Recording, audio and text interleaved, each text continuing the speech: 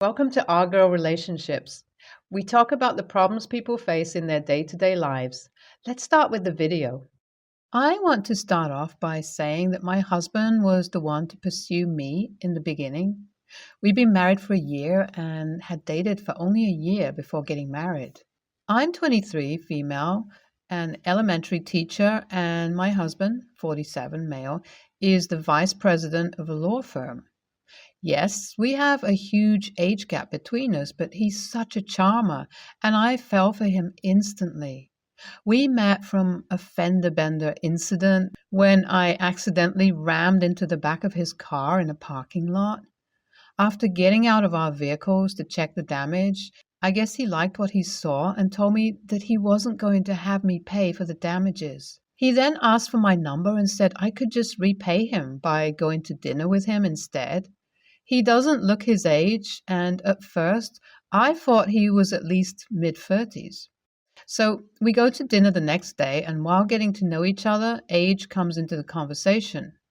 He was shocked to find out how young I was and said he thought I was at least 27, and I was taken back to find out how old he was. We decided to continue with the dinner, and then it just seemed as if the conversation was flowing well enough where we didn't want the age gap to be a factor in us getting to know one another. So we decided to continue to see each other and try to get to know each other to see where it would take us. It led us straight to the altar a year later, and despite my family not approving, they still gave us their blessing and behaved at the wedding. His family seemed fine with the whole relationship, and I became really close with his family. The only thing that began to bug me was the fact that he never wanted me to come to his job. He's been by the school I teach at a couple of times to bring me lunch, but when I want to do the same with bringing him lunch, he says that the company is so focused on their clients that they don't allow spouses or family members to come into the office. He even said how big the law firm is on confidentiality, something I could understand since his employees handle really sensitive personal matters when it comes to their clients. I let it go. Until a while later, when I offered to drive to the office so I could follow him to dinner, since he had made reservations at a restaurant nearby the office. He got upset and told me that he had already explained that I couldn't come into the building. I told him that parking in the parking lot to wait for him was not coming into the building, and he just demanded that I don't come near his office.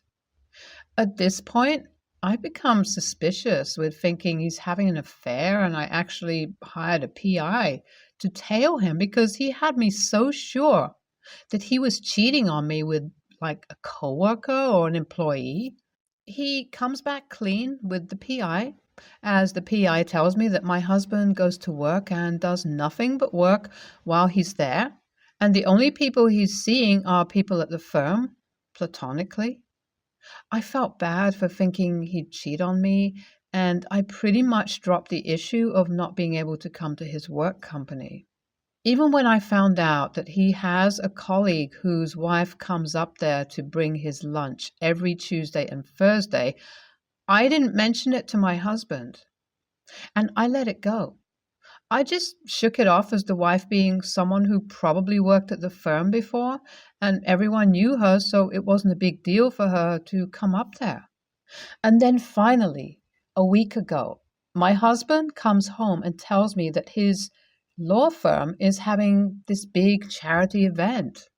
He's taking me to the event, and I was just excited because I thought it would be nice to finally meet his coworkers and employees. He made me wear something very conservative and even had me wear light makeup, saying that I didn't need so much makeup for a work event. I didn't even fight him on it because I figured he knew best when it came to his company's events and was just ready to go. I remember walking into the event with him and how his entire body just stiffens all of a sudden when we walk into the room. He appears nervous and uncomfortable, making me wonder what's wrong with him. He even left me standing there by myself a few times to go get us something to drink or to go say hi to the president of the company. I noticed that any time that he mingled with someone, he would go off to speak to them and not take me with him. At this point, I'm feeling so uncomfortable and out of place, ready to leave, when suddenly he returns to my side and asks me if I'm hungry. Before we head to the buffet table, we are stopped by this man and his date as they greet him and then wonder who I am. Before I can introduce myself, he says that I'm his little sister. I immediately giggle with thinking he's joking until I realize that he's serious. He then excuses us away from the couple and pulls me into an empty hallway to talk to me. He says that I need to go along with saying I'm his younger sister tonight and that he'll explain why once we get home. But at that point, I wanted him to explain himself right now because I had been fighting back tears with feeling so humiliated. Imagine being so excited to meet your husband's colleagues just for him to introduce you as his sister. I'm sorry, but that's weird and disgusting to me, and he owed me an explanation for this. He skates around the question, refuses to answer me, and then has the nerve to say that I'm being ridiculous before walking off and leaving me in the hallway alone. I return to the event and decide to go to the bar to order a drink before I went to make my plate to eat. At the bar, I meet this handsome guy, 30 male, who introduces himself as one of the lawyers at the firm. I tell him my name and we start talking about our careers. He says how he loves kids and can't wait to meet that special person so that he can start a family. And I told him that I also wanted kids one day. Next thing I knew, I was just hanging out at the bar and holding conversations with the gentleman as the hours rolled by. When the guy offered for us to exchange numbers because his sister was trying to transfer his niece to a new school and he liked the sound of the school I teach at, that I told him about, my husband interrupts the conversation. He asks me, "What am I doing?" And I tell him that I am giving the man my contact information for his sister to contact me about the school. The man then greets my husband and asks him, does he know me, as he's never seen me before and had wondered before approaching me at first if I was a new hire at the firm. And before my husband can speak, I told the man that I'm his little sister after handing him the napkin with my name and phone number on it. My husband didn't say one word to me as we left, and even when we got in the car, on the way home, he suddenly explodes in this rage about how I introduced myself as his sister, and I was confused because did he not lecture me that I needed to go with the flow of being introduced as such? AITA for telling the colleague of my husband's that I was my husband's little sister, even though my husband demanded I do so at the event? I'm wondering this while booking an appointment to see a divorce lawyer, by the way. I was going to update sooner, but things became too crazy on the home front. My husband and I are like warring enemies at home right now, and it's been 2 weeks since the event. He still won't let it go that I introduced myself as his little sister when he had done it first and had wanted it to be like that for the entire event. He said that I only did it to exchange numbers with another man and went on to badmouth the guy, saying all of these horrible things about him. I don't agree with what he says about the man being a lazy worker because I've been in contact with the man since the event and he definitely seems like a hard worker. He helped set up a lunch for his sister and I to meet so we could discuss what she was looking for when it came to the perfect school for her daughter. The difficulties she mentions that her daughter has is actually something that most of the students have in my classroom, and my class is the preferred choice when it comes to first graders needing, extra assistance in reading. The sister definitely wanted her daughter in my class. And I told her that I would take special care of her and told her about the best way to enroll her daughter. My husband doesn't look at the lunch as it being between the sister and me, but as me being around the man that he told me to stay away from. Again, I had lunch with the sister and not him. I'm at my wit's end and think I might actually be done with him. It's bad enough that I felt humiliated with the way he introduced me at a work event, but to get upset because I'm trying to help his colleague's sister is ridiculous. So the unexpected happened. My last post 3 months, I felt so miserable because of constantly arguing with my husband and him getting mad at me being around his colleague, even though I had lunch with his sister. So I got fed up, and 2 days after the fight about the lunch with the sister, I packed my stuff and left. I was able to quickly lease a nice apartment, and my husband is being so stubborn. He's telling me not to ever come back if I didn't come back within a week. A week later, he was served separation papers and went ballistic. Then, to really get under my skin, he decides to ask out one of the teachers at the school I work at, and then has the nerve to become upset when I went out to coffee with the colleague he wanted me to stay away from. I then had a leaky pipe in my apartment, and my husband refused to come to fix it, saying for me to come back home. I didn't have money for a plumber because he removed my name from our joint account, where most of our money is, just so I could come crawling back home. Since he wouldn't help me with the pipe, I called the colleague and he came over right away to fix the pipe himself. When I fell into a depression and wouldn't even eat, his colleague was right there to help me through it, while my husband said I was being dramatic and that I'd be happier if I just came on home. NTA, and I hope you know that. Your husband practically emotionally abused you, in not so many words, to agree to being referred to as his little sister. And once you do, it's a problem? Your husband is pretty immature for his age. Such a great ending to a disastrous story. It seems your husband avoided you coming to his job because he was too embarrassed to introduce you due to your much younger age. If the age gap was a problem for him, he should have never pursued you further in the first place. Hello, Reddit. I'm 23, female, and finishing up 2 science degrees at university. I needed one more class this semester to qualify for my final aid level, and I'm already taking a lot of difficult courses, so I chose to do an intro-level still life course as something easier for me that would provide a form of closure to the trauma I experienced as a teen.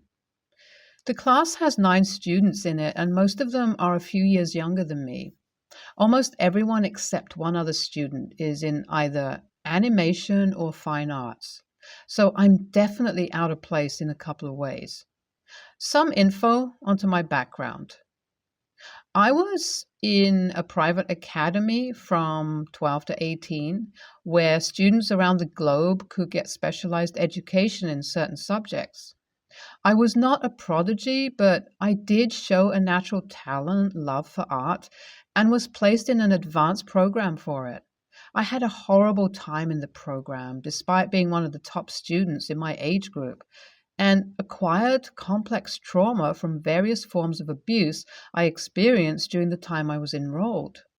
I dropped out before graduation and have not done much art since, but have had extensive therapy. I emailed my professor at the start of the semester to explain my background to him. He said that it was fine, thanked me for letting him know, and confirmed that it wouldn't affect anyone's grade except my own. So far, we've submitted a good amount of projects, and I'm one of 2 students with an A. We can't see who got what grades online, but we can see the highest, lowest, average, and most common grades. A small group of people have made a variety of comments about how our professor is going easy on me because I'm not an art student, how I'm clearly cheating, I should be failing, I have the weakest work, etc. Last week, a lot of people were struggling with the new medium and needed help. Our professor took one look at my work, said it was great, and moved on. The next person, Claire, 18, made a comment that I was cheating using my phone. It was confiscated, And because I wasn't using it to cheat, my quality remained the same and I got it back. We were then cleaning up at the end of class, and one of my friends, Brent, asked if I worked with this medium before. Claire once again accused me of cheating, and I explained to them that no, I wasn't cheating and that I was an art student in high school. I was called that kid with no friends who ate paint for lunch and accused me of cheating again. I shared a small amount of info about the program I was in with Brent. Claire went ballistic on me. I was called a variety of names, told I should have gone over my history at the start of class, and called selfish for taking up space that could be used for someone who actually needed to be there. Our professor stepped in, and according to Brent, there was a lecture on professional conduct at the end of class. I can't help but feel like an a-hole for not being transparent with everyone. AITA? NTA, your professor was aware of your background. If they were okay with it, then you are good. You don't owe anyone else your life history. Claire sounds very insecure about her own work. NTA, you are not responsible in the least for your classmates' behavior.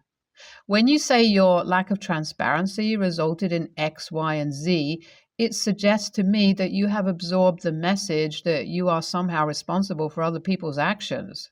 That is never true. But I often encounter people in your age group who feel that way, especially women, because a lot of adults lay that on kids. Think of this as a time to practice letting go of that. Also, it sounds like this incident has you feeling like you didn't belong in that class. If a class is open to everyone, then you are entitled to be there, period. Your classmates may be about to learn that they can lose their right to be there if they can't behave like respectful adults. My husband and I have children before our marriage. He, 3, and I, 2, all over 30. We've known each other for 6 years. After my son left home, I rented the house and bought a smaller one with 2 bedrooms, 2 bathrooms, one room being my office and another normal. My husband and I have lived together in my house for 2 years, and we split the bills half. But because my husband lost his old job and isn't earning as much in the new one, the bills are 3/4 for me. Our house is not a good place to receive visitors, especially for a long time, because they have to stay on a mattress in the living room. I don't let them sleep in the office because that is my place of work. Currently, I'm almost 80% of my appointments on video call. I'm a psychologist. So I need a reserved place. There are a lot of patient documents, so no visits there.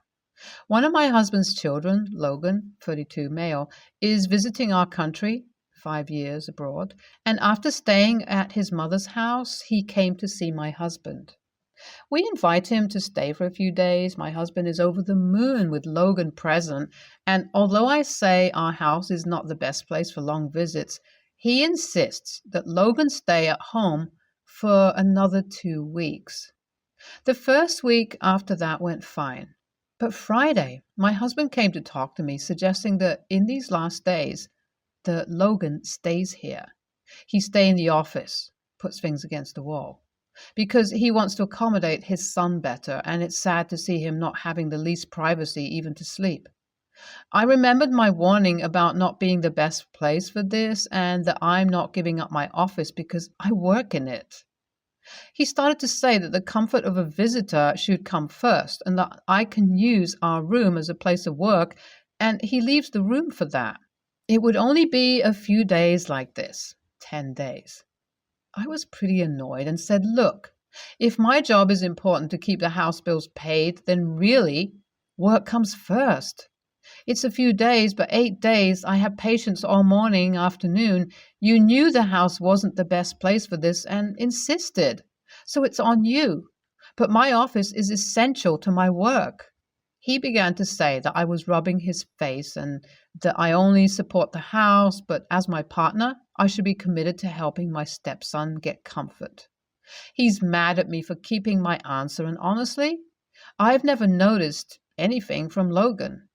I just really feel that if the office were his place of work, it wouldn't be an option. AITA. The other 20%, I work in another city for a clinic with these patients.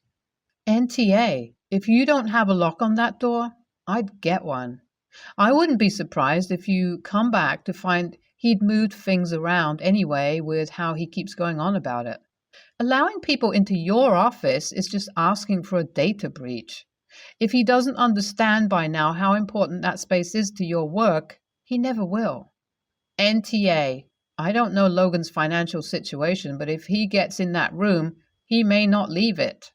Every point you laid out is valid. You need to work. You need privacy. You could literally be violating HIPAA if you allow him access to the files.